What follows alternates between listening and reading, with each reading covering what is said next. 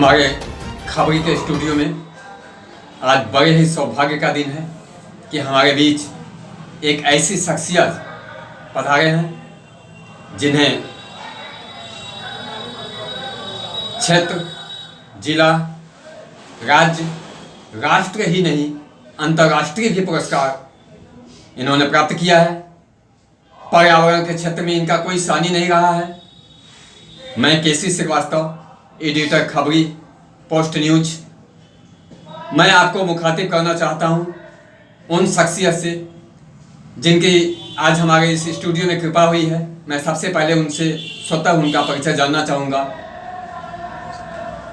मेरा नाम वृक्ष बंधु डॉक्टर परशुराम सिंह है। मैं पर्यावरण का उपासक हूँ और पर्यावरण के लिए ही मेरा जीवन हुआ है और अंत तक जब तक मैं इस धरती पर रहूँगा पर्यावरण की सेवा के लिए मैं तत्पर रहूँगा। और मैं इस खबरी चैनल के स्टूडियो में आने के बाद मेरी इच्छा हुई कि प्रकृति के बारे में कुछ लोगों को मोटिवेट किया गया, क्योंकि प्रकृति जो है, जैसा आज राष्ट्र में बहुत बड़े बड़े खतरे पैदा हो गए हैं, आतंकवाद, विस्तारवाद, ग्लोबल वार्मिंग, जलवायु परिवर्तन और जो तरह तरह की वैश्विक बीमारियां हैं जैसे मास्को है, कोरोना है, इसके पीछे केवल प्रकृति है। प्रकृति का जो शोषण हो रहा है इसका परिणाम है कि आज पूरे भारत देश ने पूरी दुनिया में हाहाकार मचा है। अगर प्रकृति में देखिए, एक पुरानी एक ऐसा मान्यता है कि व्यक्ति को प्रकृति से लगाव रखना चाहिए। जब व्यक्ति बांट कर खाता है, हम खाएं अपना खाएं, ये प्रकृति है। हम दूसरे का छीन के खाएं, ये विकृति है। और दूसरे को खिला के हम खाएं, ये संस्कृति है। आज इसके बीच में प्रकृति जो है ये जड़ है। प्रकृति के साथ समन्वय बना के चलने पर पूरे दुनिया में एक ऐसी शांति कायम होगी जिसके लिए आज पूरा संयुक्त राष्ट्र चिंतित है। हमको इस पर रिसर्च करने पर मुझे रिफॉरेस्टिंग हेल्थ इकोनॉमी के रिसर्च पर मुझे एक मिनट, मैं आपसे जानना चाहूँगा कि आपको बहुत सारे अवार्ड प्राप्त हुए हैं। उन अवार्डों की फहरिस्त तो काफ़ी लंबी है, लेकिन हमारी जानकारी में जहाँ तक है कि आपको अभी अभी पिछले साल यूनेस्को से भी डॉक्टरेट की मानक उपाधि प्राप्त हुई है और इसके साथ आपको स्वीप आइकॉन भी पहले से ही बनाया गया है। मैं और भी आपकी उपाधियों के विषय में अपने ऑडियंस को बताना चाहूँगा, वो आपकी ज़बान से, आपकी उपाधि आपकी ज़बान से। देखिए, मैं उपाधियों के लिए तो काम नहीं करता था, लेकिन मुझे सरकार ने 2007 में मुझे वृक्ष बंधु का सम्मान दिया और फिर 2010 में वैज्ञानिकों ने मुझे ओरल सम्मान विश्व बंधु का दिया। उसके बाद 2014 में the ornament of the earth का सम्मान दिया। इसके बाद फिर हमको विगत वर्ष जो है और पत्रकारों ने कई सम्मान दिया हमको, चंदौली रत्न का सम्मान, उसके बाद यूपी गौरव अलंकरण सम्मान, फिर विगत वर्ष 21 अगस्त को मुझे डॉक्टरेट के ऑनरी अवार्ड से यूनेस्को ने सम्मानित किया। तो मैं सम्मान के लिए काम नहीं करता, समाज में तरक्की और खुशहाली के लिए मैं काम करता हूँ और प्रकृति की सुरक्षा के लिए। प्रकृति, जैसा कि हमें ज्ञात है कि आप राष्ट्रीय सृजन अभियान के राष्ट्रीय उपाध्यक्ष भी हैं। जैसा कि राष्ट्रीय सृजन अभियान इस समय पूरे देश में अपने चरम पे है, उसके विषय में आप क्या बताना चाहते हैं? राष्ट्रीय सृजन अभियान के तहत आपको कितनी उपाधियां प्राप्त हुई हैं? देखिए, राष्ट्रीय सृजन का काम एक समय जब भारत आजाद स्वतंत्रता की बेड़ियों में लगा था तो एक क्रांति हुई जिसका अगस्त क्रांति नाम है। फिर बीच में जब कुछ अवनयन के तरफ देश गया तो समग्र क्रांति जिसके नायक जयप्रकाश भी थे। अब देश में जो तरह तरह की भ्रांतियां, विसंगतियां जब पैदा हो गई तो राष्ट्रीय सृजन अभियान का एक सोच बाबूराम बिलास सिंह जो इसके जनक थे, उन्होंने सोचा और उसको वर्तमान में डॉक्टर पद्म कुमार सिन्हा जो अंतर्राष्ट्रीय चिंतक हैं, विचारक हैं, इसके संयोजक हैं, उन्होंने कहा कि राष्ट्रीय सृजन अभियान, जिसको मोदी जी ने बड़ी चतुराई से इसको एडॉप्ट किया और भारत को नया भारत बनाना नहीं है, उसी भारत को परिमार्जित करके उसका सृजन करना है जिसमें तरक्की, खुशहाली सबकी कायम हो, किसी का शोषण ना हो, किसी का पीड़न न हो, दोहन न हो, नए समाज की रचना बने, उस कार्यक्रम में राष्ट्रीय सृजन अभियान जो है लगा है। उसका मैं जब बंगलोर में मुझे दूर जिम्मेदारी मिली, राष्ट्रीय सृजन अभियान का राष्ट्रीय उपाध्यक्ष नामित हुआ और वृक्ष लगाओ वृक्ष बचाओ का नेशनल कन्वीनर राष्ट्रीय संयोजक बना गया। तो दोनों जिम्मेदारी को साथ लेके मैं चल रहा हूँ, राष्ट्र के सृजन का काम और प्रकृति के पर्यावरण के संरक्षण का काम। जैसा कि हमें ज्ञात है कि राष्ट्रीय सृजन अभियान का एक बहुत ही बेहतरीन मोटो है, better me, better we, better India, better world. इस पे आपका क्या कहना है? देखिए, इसके भारत जो है संतों महात्माओं ऋषियों का देश है। ऋषि और कृषि परंपरा पर आधारित है, सैन्य बल और संत बल पर आश्रित है। बड़े बड़े संत महात्मा जैसे आपका गायत्री परिवार के जो पंडित श्री राम का कहना है कि हम सुधरेंगे तो जग सुधरेगा। अगर हमने अपने को better me, better we, better Bharat world, better world, अगर हमने भारत जगत गुरु का आदेश था, है और रहेगा, तो हम लोग हमारी राष्ट्रजन की जो मान्यता है कि हम लोग पूरे समाज में लोगों को मोटिवेट करें, जागृत करें कि हम अपनी पुरानी संस्कृति को फिर से अपनावें। हम नए को जो उसमें अश्लीलता उसको छोड़ दें, लेकिन नए के साथ साथ हम पुरानी संस्कृति को साथ लेके चलें। इसी पर प्रधानमंत्री ने एक बात बोला था कि लुक एट ईस्ट, पूरब की तरफ देखिए।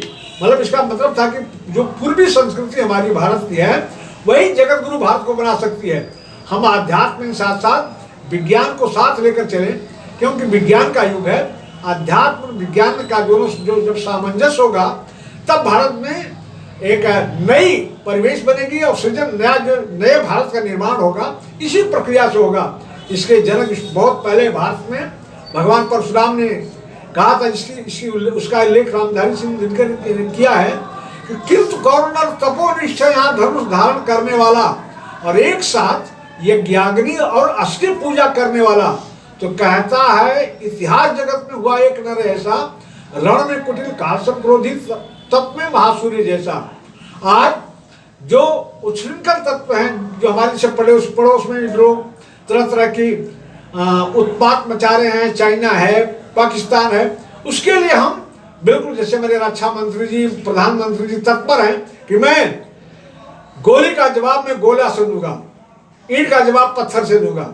यही शास्त्र का विधान है। और शास्त्र का क्या है कि शांति का, एक हाथ में गीता, दूसरे हाथ में कुरान, एक हाथ में सत्य, दूसरे हाथ में शास्त्र, तब जाके भारत का सही माने में निर्माण होगा और भारत जगत के रास्ते पर फिर अग्रसर हो रहा है और आगे फिर इस लक्ष्य को प्राप्त कर लेगा। यह तो बड़ी अच्छी बात है कि आपने बताया कि भारत देव गुरु और विश्व गुरु के रास्ते पे अग्रसर हो रहा है, तेजी से अग्रसर हो रहा है। और माननीय प्रधानमंत्री जी और रक्षा मंत्री और देश के जितने भी कर्णधार हैं इसको आगे बढ़ाने में लगे हुए हैं। इसमें आपका राष्ट्रीय सृजन अभियान भी किसी मामले में पीछे नहीं रह रहा है। मैं एक चीज़ जानकारी लेना चाहूँगा, जैसे कि राष्ट्रीय सृजन अभियान का जो मोटो है, मैंने जैसे बताया कि better me, better we, better India, better world. इसके साथ साथ राष्ट्रीय सृजन अभियान में और ऐसे क्या मोटो हैं जिनसे आप प्रभावित होके आप यहाँ से दिल्ली चले गए और वहाँ पे आपको राष्ट्रीय सृजन अभियान का राष्ट्रीय उपाध्यक्ष बनाया गया? देखिए, इसमें आपको मैं बताऊंगा कि जब एक संस्कृति थी शिक्षा की, जो कि भारत में केवल एक क्लब पैदा किया जाए, तो उसमें पहले उन्होंने जो अंग्रेजी जो पाश्चात्य संस्कृति थी उसको हमारे समाज को बिगाड़ने के लिए पहले कोड को बिगाड़ा। कोड, क्लब, क्लास, करप्शन और क्राइम, ये 5 महत्वपूर्ण चीजें हैं। तो उसमें जो शिक्षा पद्धति को बिगाड़ने का प्रयास किया, उसके बाद फिर कोड को क्लच में लिया। क्लब अटेंड, जैसे क्लब में लोग जाते हैं तो अपना संस्कृति भूल जाते हैं, नाचना गाना।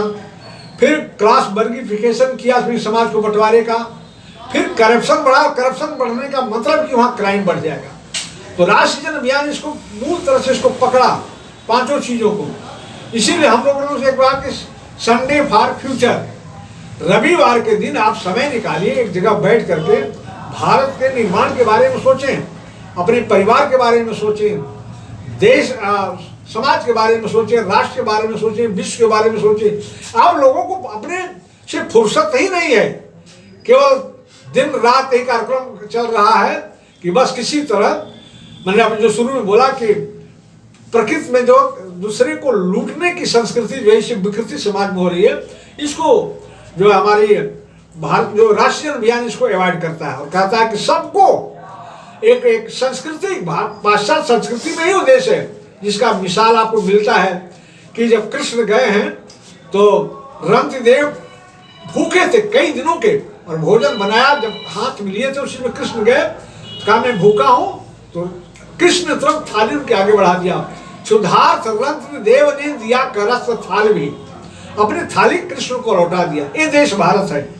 अब मैं जानकारी चाहता हूँ, जैसे आपने बताया कि राष्ट्रीय सृजन अभियान से आप प्रभावित होकर वहाँ गए और आपको राष्ट्रीय उपाध्यक्ष बनाया गया और राष्ट्रीय सृजन अभियान का वृक्ष बचाओ और विश्व बचाओ अभियान का राष्ट्रीय संयोजक भी नामित किया गया है। मैं जानना चाहता हूँ कि अब तक आपने कितने वृक्षों को लगाया है और कितने वृक्षों का परिमार्जन अब तक किया है, कितने वृक्ष बचे हुए हैं जिससे आपको पूरे क्षेत्र में उपाधि दी जाती है कि विश्व बंधु, वृक्ष बंधु। और यह आखिर उपाधि चरितार्थ है या केवल दिखावटी है? देखिए, आप एक वरिष्ठ पत्रकार हैं, मैं आपसे बिल्कुल एक ओपन हार्टेड में बात करूंगा। मैं पेड़ पदों के सम्मान के लिए मैं नहीं लगाता।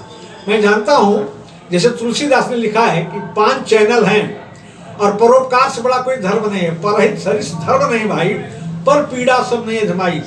और परोपकार करने के 5 चैनल हैं, संत, बिटप, सरिता, गिरिधरणी।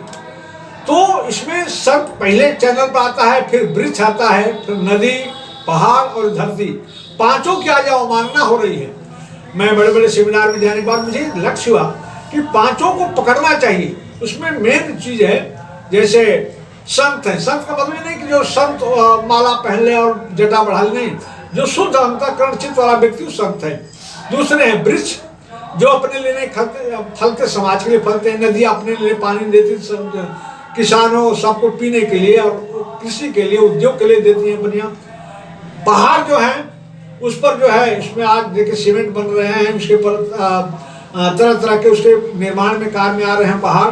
और 5वां जो है धरती, जिसका हम अन्न खाते हैं।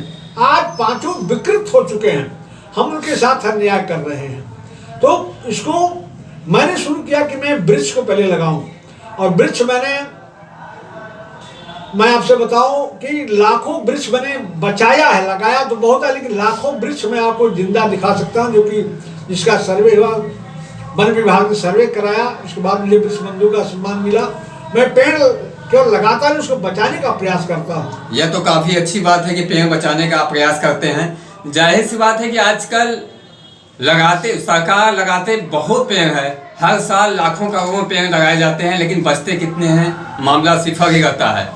यह एक अपवादों में से आप हैं जो कि बिना किसी सरकारी सहयोग के आप पेड़ों को बचाने का भी कार्य करते हैं। ये बहुत ही सराहनीय कदम आपका है। इसके लिए तो सरकार को आपको निश्चित रूप से कोई बड़ी उपाधि से सम्मानित करना चाहिए। मैं एक चीज़ जानकारी और लेना चाहूँगा कि आप इतने दिनों से आप इस वृक्ष लगाओ वृक्ष बचाओ अभियान में लगे हुए हैं, इससे आपको क्या लाभ मिला? क्या आपको लगा कि नहीं, हाँ, इस वृक्ष लगाने से वृक्ष आपके परिवार की तरह हैं? क्या कुछ ऐसा लगा आपको, आभास लगा? क्योंकि वे भी तो एक जीवित प्राणी हैं। देखिए, मैंने कहा कि भारत एक धर्म प्रधान देश है। हमारा वेद वाक्य है कि वृक्ष लगाना कार्य महान, एक वृक्ष 10 पुत्र समान। तो पेड़ों के प्रति मेरा रुझान हुआ इसलिए कि पेड़ों से मैं देखता हूं कि आज जितने भी, जैसे बरगद हैं, पीपल हैं, आज कोरोना भी इसका प्रमाण है। जब कोरोना हुआ तो कितने लोग ऑक्सीजन के अभाव में मरने लगे। तो मैं साधुवाद दूंगा प्रधानमंत्री को, उन्होंने ऑक्सीजन के लिए प्रयास किया। तो मैं प्रकृति जो हमको स्वयं ऑक्सीजन देती है, बरगद, पीपल जो 24 घंटे ऑक्सीजन देते हैं, उनको हम उनको अवॉइड किए हुए, उनको छोड़े हुए हैं। उनको लगाइए, वृक्ष लगाइए, आपको फल देंगे, ऑक्सीजन देंगे। कोई ऐसा वृक्ष नहीं है कि जो पूज्य न हो और ऑक्सीजन न देता हो। एक आप छोटे, जैसे नीम है, अशोक है, बरगद है, पीपल है, आंवला है, जितने हमारे यहाँ भारत के प्रमुख प्रधान वृक्ष हैं, सब ऑक्सीजन देते हैं।